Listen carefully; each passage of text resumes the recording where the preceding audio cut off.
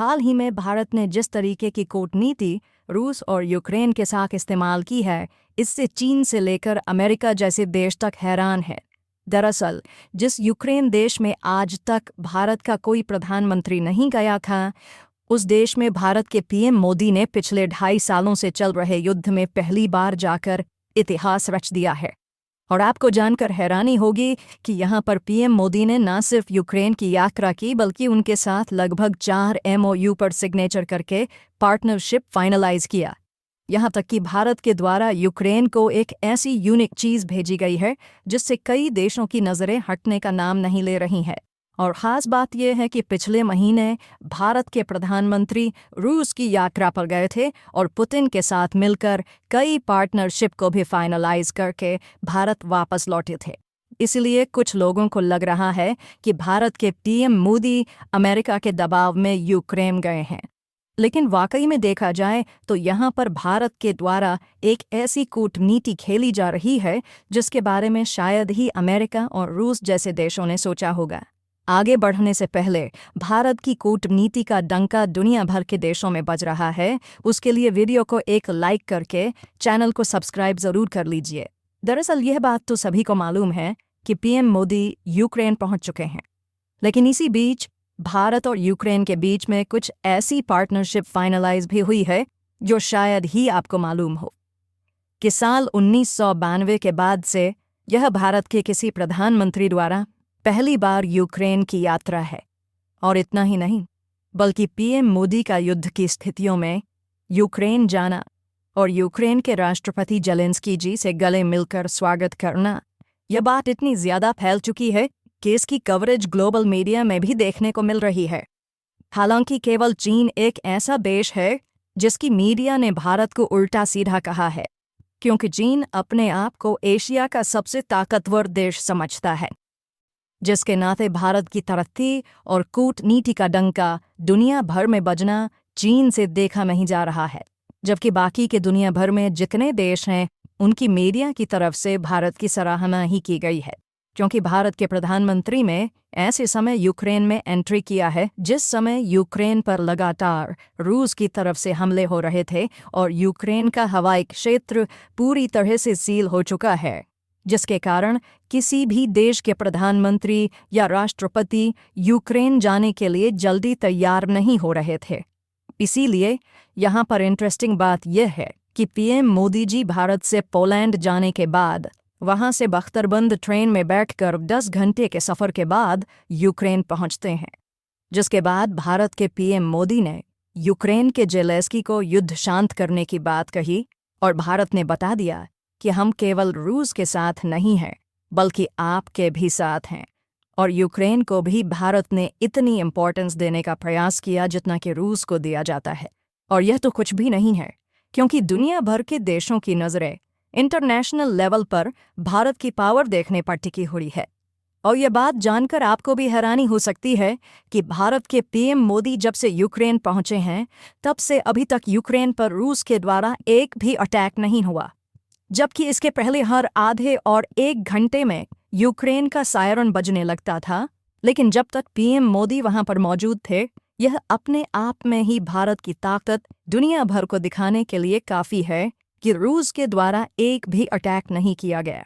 फिलहाल यहाँ तक तो ठीक था, लेकिन भारत का विरोध करने वाले कुछ देशों को परेशानी तब होने लगी जब भारत ने यूक्रेन के साथ 4 समझौतों पर हस्ताक्षर किए, जिसमें डिफेंस और ट्रेड रिलेशंस को बढ़ाने का संकल्प भी लिया गया है। डिफेंस और व्यापार को दोनों देशों के बीच बढ़ाने के साथ साथ केमिकल इंडस्ट्री, ग्रीन एनर्जी और एजुकेशन जैसे कई अन्य इम्पॉर्टेंट सेक्टर में दोनों देशों ने मिलकर काम करने की पार्टनरशिप को फाइनलाइज किया है। यानी कि यूक्रेन के साथ मिलकर मेक इन इंडिया को ग्लोबल मार्केट में एक नई मजबूती मिलेगी, क्योंकि दोनों देशों के बीच जो डिफेंस और अन्य सेक्टर में पार्टनरशिप फाइनल हुई है, उसके मुताबिक भारत और यूक्रेन की कंपनियां भारत की प्रोडक्शन यूनिट में भी अपने डिफेंस इक्विपमेंट का डेवलपमेंट कर सकती है। और देखा जाए तो यूक्रेन एक यूरोपीय देश होने के नाते टेक्नोलॉजी के मामले में किसी देश से पीछे नहीं है, बल्कि मशीनरी कंपोनेंट की टेक्नोलॉजी के मामले में दुनिया के टॉप देशों में गिना जाता है। और आपको बता दें कि ऑलरेडी भारत में जो बड़े बड़े युद्धपोत यानी कि वारशिप्स इस्तेमाल की जाती है,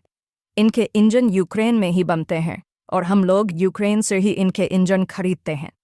आपको बता दें कि यूक्रेन की एक कंपनी है जोरिया मैशप्रोक्ट, जो कि भारतीय नौसेना को गैस टरबाइन वाली काफ़ी अच्छी क्वालिटी के इंजन की सप्लाई करती है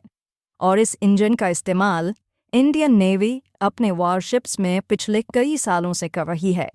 और अभी तक यूक्रेन के 136 इंजन भारत के युद्धपोत में इस्तेमाल हो चुके हैं और यूक्रेन की यह कंपनी भारतीय कंपनियों के साथ मिलकर भारत में गैस टरबाइन बनाना चाहती है। इसके लिए यूक्रेनी कंपनी भारतीय कंपनियों से बातचीत भी कर रही है। अगर यह संभव हो पाया तो इसकी मदद से भारत खुद को डिफेंस सेक्टर में और भी ज़्यादा मजबूत बना लेगा।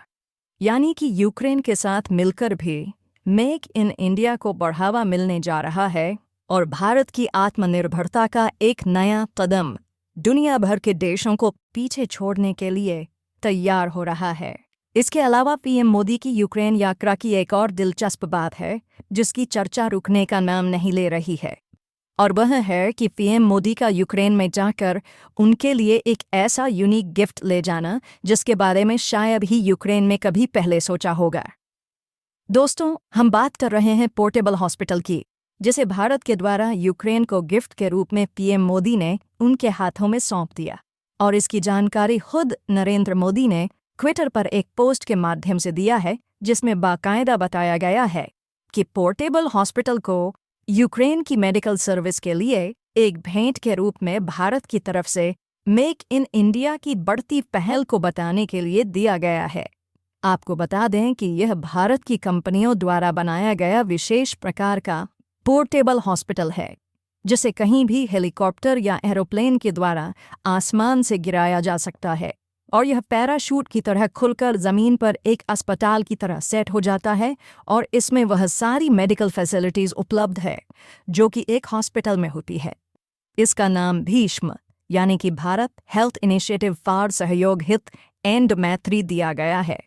और ख़ास बात यह है कि इस तरीके की मेडिकल फैसिलिटी किसी भी देश के पास नहीं है। आपको बता दें कि इस तरीके के लगभग 4 पोर्टेबल हॉस्पिटल यूक्रेन के राष्ट्रपति को इस यात्रा के दौरान सौंपे गए हैं और कुछ देशों को भारत की इस तरीके की खास मेडिकल हॉस्पिटल पहली बार दिखाई दे रही है, इसलिए उन देशों की नज़र इससे हटने का नाम नहीं ले रही है, जिसके कारण यूक्रेन के प्रेसिडेंट का सीना खुशी के मारे चौड़ा हो चुका है।